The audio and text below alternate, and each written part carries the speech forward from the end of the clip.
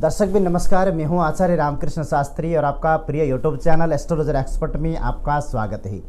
आज हम बात करेंगे पुत्र प्राप्ति कामना को सिद्ध करने के लिए विशेषकर किन भगवान का पूजा करना चाहिए और किस विधि से करना चाहिए।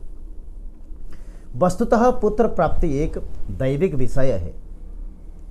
पुत्र प्राप्ति कामना को सिद्ध करने के लिए और अगर आपके घर में बार बार कन्या उत्पन्न हो रही हैं तो उसके लिए विशेष ये विधि कर सकते हैं। इसमें अगर प्रथम संतान की प्लानिंग कर रहे हैं, उसमें अगर आप पुत्र चाहते हैं तब भी आप ये विधि कर सकते हैं।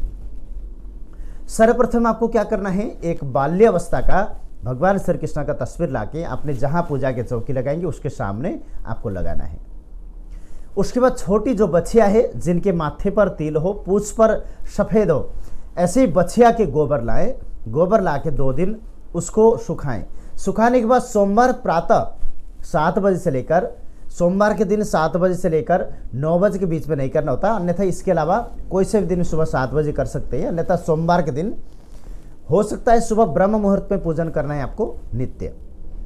अन्यथा सोमवार को 7 से लेकर 9:15 के बीच छोड़कर आप किसी समय भी ये पूजा को कर सकते हैं 12 बजे से पहले। तो 2 बछिया के गोबर लाकर उसमें 2 पिंड बनाना है। उसमें एक बड़े साइज में बनाना है जिसमें शिवलिंग का निर्माण करना है, एक छोटा साइज बनाना है जिसमें माता पार्वती का आकार बनाना है। उसे सुखाएं, पीले कपड़े से लपेटकर आप किसी बर्तन में रखें। रखने के बाद प्रतिदिन जब पूजा आरंभ करेंगे, सबसे पहले हाथ में पुष्प, चावल, दुबड़ा और कुछ पैसे हाथ में लेकर अद्यः अमुक गोत्रस्य, अपना गोत्र, अपना नाम, पति अथवा पत्नी का नाम और क्या कामना है, पुत्र प्राप्ति कामना सिद्ध करना अर्थात पुत्र प्राप्ति कामना को सिद्ध करने के लिए भगवान श्री कृष्ण अथवा भोलेनाथ का सानिध्य प्राप्त हो, इसलिए हम पूजन कर रहे हैं। तो जब पूजन आरंभ करेंगे तो ये चीज़ आप वहीं छोड़ दें जहां आपने ये 2 शिवलिंग अथवा माता पार्वती का निर्माण किया है। उसके बाद थोड़ी सी जल चढ़ाएं, दूध, दही, शहद, घी और बुरा, ये 5 चीज़ मिला के उनको स्नान कराएं। स्नान कराने के बाद पुनः जल से स्नान करा के चंदन, सफ़ेद चंदन लाएं, सफ़ेद चंदन से दोनों को तिलक करें और चावल को रोली में लाल करना है। उसके बाद वो चावल चढ़ाएं, पुष्प चढ़ाएं और कुछ फल चढ़ाएं। पंचमेवा, 5 प्रकार के मेवा वहाँ अर्पण कर दें और बैठकर आंख बंद करके प्रतिदिन 15 से लेकर 20 मिनट तक 41 दिन तक आप निरंतर ओम नमः शिवाय का मंत्र जप करना है। अथवा ओम श्री नमः भी कर सकते हैं, ओम श्री कृष्णाय नमः भी कर सकते हैं। परंतु प्रथम 10 मिनट कम से कम ओम नमः शिवाय मंत्र जाप करने के बाद फिर भगवान श्री कृष्ण के सानिध्य प्राप्त हो, इसलिए भगवान श्री कृष्ण के लिए ओम श्री कृष्णाय नमः इस मंत्र का जप करेंगे।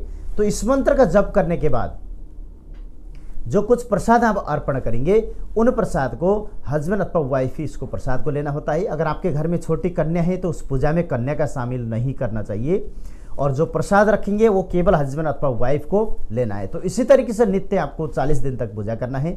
41 दिन के दिन ये सभी चीज़ चढ़ाना है। उसमें बेल पत्ते, भांग, धतूरा ये अगर मिलता है तो नित्य भी आप चढ़ा सकते हैं, अन्यथा अंतिम दिन तो आपको ज़रूर चढ़ाना है।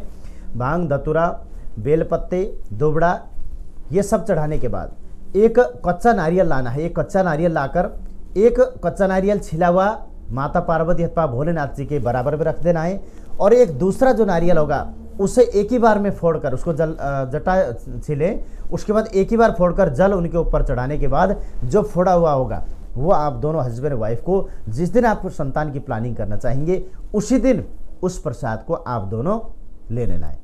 तो इस तरीके से अगर आप आगे बढ़ेंगे, सूर्य अथवा चंद्रेश्वर का विभाजन और सम डेट का पालन करके अगर आप आगे बढ़ेंगे तो उसमें जो पुत्र प्राप्ति में जो आप लोगों को समस्या फेस कर रहे हैं ये समस्या तुरंत ठीक हो जाएगा।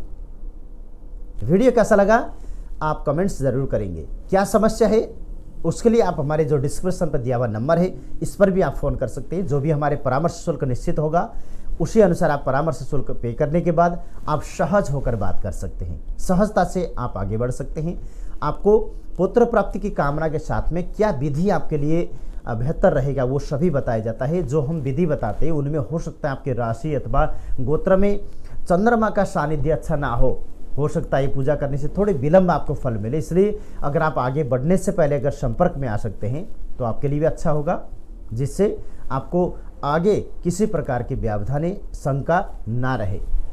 इसलिए आशा करता हूँ वीडियो अच्छा लगा, मित्र पर शेयर ज़रूर करेंगे। और जो भी आपको संदेह है आप इसी नंबर पे व्हाट्सएप कर सकते हैं, फ़ोन कर सकते हैं, या फिर कमेंट्स के माध्यम से आप अपने व्यक्तित्व रख सकते हैं। और हम इन वीडियो में क्या चीज़ का ग्रोथ करना चाहिए अथवा किस डायरेक्शन पे हमें जाना चाहिए, इसके बारे में भी आप लोग अगर लिखेंगे तो हमें भी मोटिवेट हो।